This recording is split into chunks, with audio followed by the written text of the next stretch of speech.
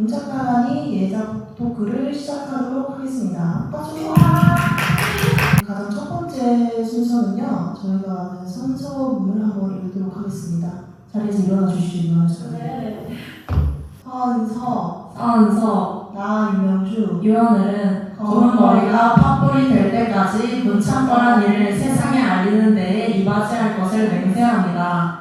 관객 수가 10명이든 1명이든 문창거란 일을 찾아주는 관객이 한 분이라도 있다면 그곳이 어디든 발벗고 뛰어나갈 것을 맹세합니다. 2024년 10월 17일 유튜버 창문인데요. 유명주, 유한을. 감사합니다. 첫 번째 질문입니다. 어떻게 집필하게 됐는지를 한번 유한우 작가님, 집필 계획은 어떻게 되시죠?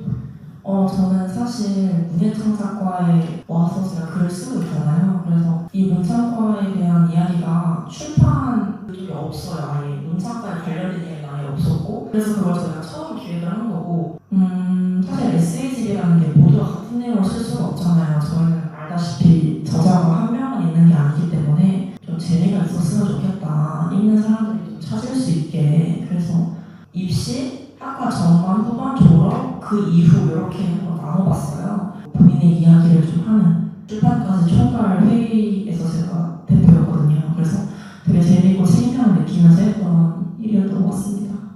좋습니다. 다음 질문으로 넘어가 보도록 할까요? 자, 이제 두 번째 질문은요. 유한우 작가는 졸업 파트를 맡았고 저는 입시 파트를 맡았으니까 왜 졸업 파트를 맡았는지, 왜 입시 파트를 맡았는지에 대해 한번 얘기를 해보려고 합니다. 저는 이제 입시 파트를 맡았는데 왜 입시 파트를 맡았냐 하면은 한번 책을 읽어보셨다면 아시겠지만 제가 이제 지방에서 실기 준비를 했어가지고 지방이다 보니까 문창과에 대한 인식도 그렇고 정보도 딱히 많이 없더라고요. 그래서 이러한 나의 열악한 환경을 조금 더 극대화시켜서 보여주면 재밌겠다 싶어가지고 입시 파트를 선택하게 됐습니다. 자, 이제 유한우 작가님, 왜 졸업 파트를 선택하셨나요? 저는 입시를 해도 상관이 없었고 학과 전후반도 상관이 없었는데 졸업을 많이 선호를 하진 않았어요. 또 이게 인원수가 학과에 많이 몰려있고 하다 보니까 그럼 나만이 좀 할 수 있는 이야기는 뭐가 있을까? 휴학을 1년 했었어요. 그 이야기를 이제 졸업하는 그 언저리에 생각을 했던 거라서 내가 졸업 파트에 들어가면 좀 색다른 환기가 되지 않을까? 이제 이후에도 말씀을 드릴 건데 5학년 수를 가서도 저는 계속 글을 썼거든요. 그래서 이런 이야기를 들려줘야겠다. 그래서 저는 졸업 파트를 선택을 하게 된 것 같아요.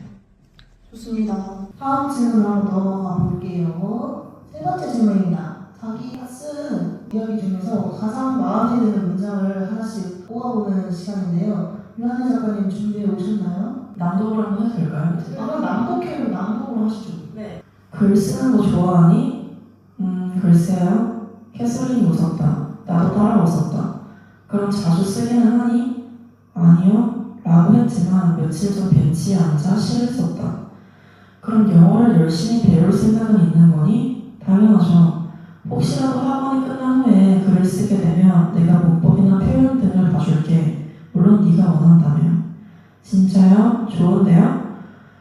대신 일주일에 한 번씩. 장르는 뭐든 상관없어. 나 원래 정글 실수 외에 따로 봐주는 거 안 하는데 너만 해줄게. 너무 좋은 거야.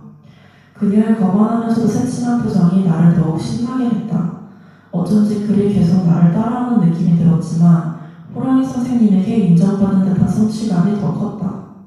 내 글이 궁금하다고 기다려준다고 하는 그녀의 말이 약간 부담스럽기도 했지만 이 또한 잘해보고 싶었다. 파트를 읽어보시면 아마 아실 텐데 제가 거기서 만난 친구들도 있을 거 아니에요. 그러면 그 친구들의 전공 중에는 문예창작과가 아예 없어요. 보통은 승무원, 의대 이런 친구들이 있어요. 영어가 정말 필요한 친구들이 가는 건데 저는 사실 떠났던 이유가 너무 맨날 같은 글을 쓰는 거에 대한 회의감이 온 거예요. 근데 제 주변 동기들 보면은 그런 회의감 딱히 크게 안 느끼고 그냥 잘하는 친구들도 있어요. 스트레스 많이 안 받고. 저는 좀 그게 컸던 거예요. 뭔가 주변 어른들의 시선, 가족들의 이런 약간의 부담감. 그러니까 저는 많이 짊어졌던 거죠. 그래서 꾸준히 글을 쓰는 거 모르겠다. 근데 경험은 쌓고 와야지 하고 간 거였어요. 그러니까 경험만을 기대하고 갔던 건데 저는 자꾸 뭔가 글을 쓰게 되는 환경에 놓이는 거죠. 글 안 쓰고 싶어서 갔는데 글이 자꾸 나를 따라와. 근데 이게 싫진 않네? 약간 이런 이야기예요. 그래서 계속 글 써야겠다. 그래서 제 파트의 제목이 물 건너온 글인데요. 물 건너 가는데 글이랑 또 같이 올 거니까. 그래서 이 부분을 한번 낭독을 해보고 싶었어요. 좋습니다. 이제 제 걸 한번 볼게요. 대학 실기를 보러 갈 때는 부모님의 차를 타고 서울로 올라갔다. 기차에서는 보지 못했던 한강 위의 야경과 형형색색인 높다란 빌딩의 불빛들, 예쁘다고 사진 찍는 부모님과 달리 나는 멍하게 올려봤다. 태어나고 자란 곳과는 천차만별이어서 걱정이 들었다. 그러면 자연스럽게 백일장에서의 일이 떠올랐다. 몇 번 동안 눈물 콧물을 쏟아냈던 그 사람. 나는 몇 번의 계절을 보내면서 몇 개의 숫자를 썼다. 그 사람보다 늦게 출발한 만큼 부족한 점이 있을 수 있다. 그러기에 더욱이 묻고 싶었다. 나는 당신과 조금 비슷한 위치에 서게 되었는지. 처음 부모님 차를 타고 올라갔던 날이었는데 한강 위에 다리를 이렇게 지나갔을 때 그 눈앞에 있는 야경이 너무 예쁘기도 했는데 한편으로 조금 위협적이더라고요. 그래서 약간 많이 걱정이 되기도 하고 한편으로 또 이제 그때 시상식에서 봤던 그 아이가 생각이 나가지고 또 나는 그만큼 좀 더 성장을 했을까라는 또 제 안에 또 질문을 던지는 그런 첫 경험이었습니다. 그래서 보시면 제가 지금 말한 문장에는 다 저의 초험이 다 들어가 있어서 에세이 제목 역시 이제 첫 경험이라는 제목을 하게 되었습니다. 네. 다음 질문으로 한번 넘어가 보시죠. 네 번째 질문입니다. 다른 작가분들이 쓴 파트 중에서 가장 마음에 드는 파트를 한번 골라서 읽어보도록 할게요. 한번 이야기해볼게요. 제 취향, 개인적인 취향이잖아요, 이거는. 그래서 사실은 막 재밌었다보다는 눈물이 났다? 이런 부분이 있는데 김지영 작가님이 쓰신 글이 있어요. 나를 찾아 헤매는 꽃중년에게. 이게 사실은 만학도 이야기거든요. 그냥 이 분이 뭐 끊임없이 노력하고 열심히 해보자. 왜냐면 이건 저는 용기라고 생각을 하거든요. 그래서 이 도입부터 눈물이 났던. 그래서 이거를 한번 읽어봐 주시면 좋을 것 같다는 생각이 들었어요. 수기차 멈춰서 보니 어느덧 중년을 넘어 어리둥절했지. 가던 길은 점점 낯설어지고 그만 길을 잃었지. 미아처럼 말이야. 삐삐 나오던 시절에는 우리가 젊었을 때니까 그래도 잘 받아들이다가 어느새 스마트폰이 나와 우리를 당황하게 했지. 운명은 빠르게 발달하고 우리의 머리는 빠르게 쇠퇴해갔지. 어떤 친구들은 자식들 구박 속에 카톡을 배우고 문자 보내는 것을 배우고 이모티콘 보내는 것까지 배워 폼을 잡으면 모임에 나와 거들먹거렸지. 비위상하다가도 왠지 세련되어 보였어. 자존심 강해서 그것도 못 배운 친구는 나는 말이야 옛날 꽃이 좋아 라면서 오래된 폴더폰을 가지고 다니며 우직함을 보여주려 했지. 그러다 단톡방에 초대받지도 못하고 모임 때마다 헐레벌떡거리며 나타나 민폐를 끼치기도 했지. 그런데 말이야 꼴보기 싫은 인간 전화를 안 받아도 되니까 참 편리하기는 해 라던 한 친구는 유튜버가 되어 실버탑을 소개하러 다니더라. 여기까지 읽도록 하겠습니다. 또 가슴이 좀 울렁울렁거리는데요. 저희 부모 그리고 그 위에 부모 그 세대들이 세상이 너무 많이 바뀌었잖아요. 지금 저희는 빠르게 변해가는 이런 것들도 금방 습득할 수 있고 막 갑자기 EP에서 휴대폰 넘어가고 AI나 이런 시대는 아니니까 그래서 그 시대를 살아가는 우리 엄마 아빠들이 배우고 싶은 게 있어서 대학을 다니는 이야기라면 이거는 꼭 들어가야 된다 이런 생각이 들어서 어떤 부분이 가장 인상 깊어요? 본인 파트 빼고 이러면 전 이게 가장 생각이 나요. 네, 그런 것 같습니다. 좋습니다. 다섯 번째, 가장 먼저 소개해주고 싶은 사람이 있다면 유한혜 작가님, 가장 먼저 누구한테 소개해주고 싶었나요? 아무래도 이걸 책을 내기 전에 타겟층부터 생각을 하잖아요. 주 타겟층이 어떻게 될까?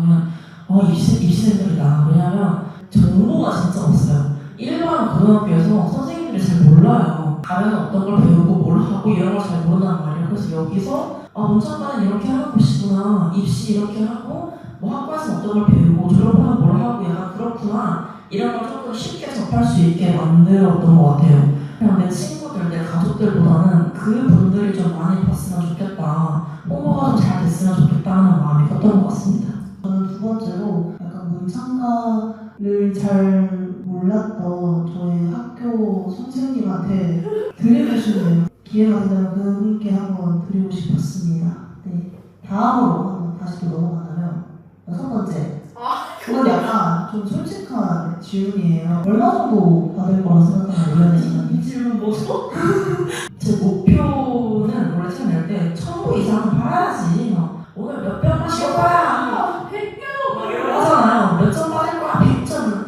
1,000부! 이랬는데 한 600 나간 걸로 알고 있고요. 이게 아직 정산이 안 끝났는데 제가 생각했을 때 이게 저자가 만약에 한 두세 명이면 그쵸. 좀 돈 받네 느낌으로 봤죠. 그쵸. 근데 이 저자가 몇 명이에요. 다양한 이야기를 담으려고 하다 보니까 저자가 10명이 넘어가는데 그래도 뭐 600부에서 더 팔린다면 나눴을 때 껌값 이상은 나오지 않을까? 사실 저희는 금액보다는 이렇게 부탁하는 걸 좋아하거든요. 맞아요. 이야기하는 거. 다음으로 넘어가 보면 이제 서로의 이야기에서 마음에 들었던 부분을 한번 꼽아볼 생각인데요. 유한혜 작가님 제 이야기 중에서 가장 마음에 들었던 부분 장면으로 설명해 주시죠. 유명주 작가분의 글이 첫 번째잖아요. 근데 너무 웃긴 게 첫 경험이에요, 이름이. 그냥 어그로가 막 그냥 모텔 나오고 모텔 나오고 막 이래요. 근데 모텔에 나오는 이유가 뭐냐? 이거 얘기해도 되나? 얘기하시죠. 얘기하고 편집해요. 오케이. 얘기하자면 지방 입시를 하니까 서울로 부산으로 막 이렇게 다닌 거예요. 공모전 대회를.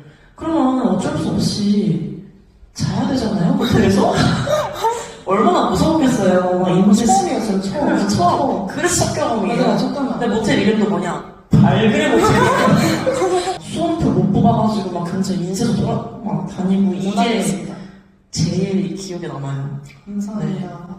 저는 유한을 작가님 이야기 중에서 가장 마음에 들었던 부분이 있다면 이제 작가님이 외국에 있지만 그래도 자기 정신 차려보니 어느 순간 자기가 글을 쓰고 있었다는 이런 장면이 있는데 역시 문창가의 피는 속일 수 없구나. 진짜. 이 가슴에서 들끓는 이 쓰고 싶다의 열정 그게 보인 것 같아서 같은 문창가인으로서 되게 공감이 되기도 했었던 부분이고 그 밑에 보시면 이제 외국에서는 글 쓰는 사람들을 조금 멋있게 엄청 멋있게 봐요. 엄청 멋있게 보더라고요. 저는 항상 문창가 하면 취업 안 되는 과라고 되게 인식 박혀있잖아요. 그래서 스스로가 약간 주눅이 들었었는데 되게 자신감을 받았던 파트였어가지고 유한혜 작가님의 이야기를 보면서 문창가 다니길 잘했다라는 생각이 들 정도였습니다.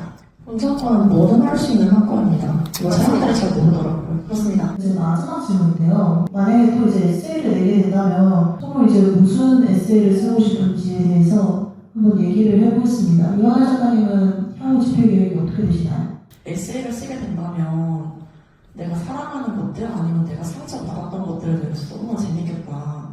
뭐 사랑이라고 해서 뭐꼭 연애 감정만 있는 건 아니고 다양한 사랑의 형태가 있잖아요. 미워하는 것도 있을 수 있고 그런 것도 한번 써보고 싶다라는 생각이 들긴 했습니다. 너무 써진다면 정말 좋은 책이 될 것 같아요. 잘. 저는 여행을 너무 좋아하기도 하고 제가 독립한 지 좀 3년 차긴 한데 뭔가 마음으로는 완전한 독립을 못한 상태예요. 결정을 하든 어디를 가든 내가 이렇게 길을 펼칠 수 있는 게 여행이다 보니까 여행을 더 좋아하는 것 같기도 하고 그래서 여행 에세이를 한번 써볼 생각인데 여행에 가서 뭐 먹고 보고 뭐 한 것들을 시로 이렇게 써서 이제 에세이랑 같이 그런 느낌으로 에세이를 한번 써볼까 일단은 생각 중이긴 합니다. 멋있네요. 그래서 여행을 하고 싶으셨던 건가요? 네, 맞습니다. 혼자 개척해 나갈 수 있는. 학원 질문을 한번 얘기를 해볼게요. 입시 스타일에서 벗어나기 위해 어떤 노력이 필요할지 궁금했습니다.